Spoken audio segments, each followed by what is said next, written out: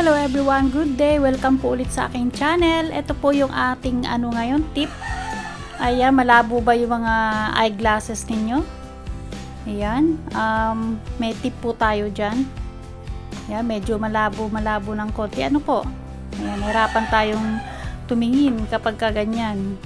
Parang iba yung paningin natin. Ito po, huhugasan lang po muna natin ito. Kailangan natin ng tubig para hugasan.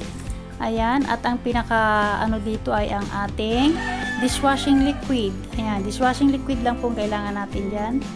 Pwedeng yung pure, pwede po yung may halong tubig. Ayan, iganyan lang po natin 'yan sa mga gilid-gilid, sa gitna, yung alam natin na medyo malabo. Diyan na po natin 'yan. Syempre isasalin na po natin yung kanyang para sa tenga. Ayan. Yan, ganyan lang po 'yan at banlawan natin. Banlawan lang po natin yan.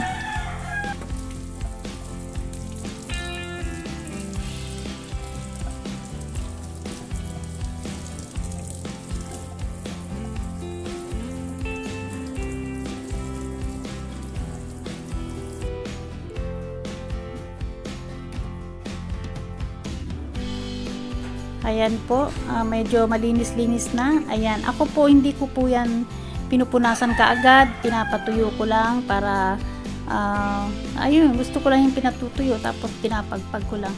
Pero minsan po at pinupunasan ko rin po yan siya ng yung pamunas talaga niya na kasabay sa pagbili natin. Ito kagaya nito. Ito po yung pamunas niya.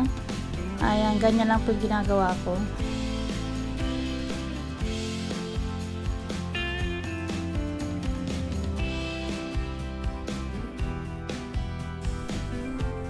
Ayan guys, okay na, malinis na, maliwanag na. Ayan, maraming salamat po sa mga nanonood sa aking video.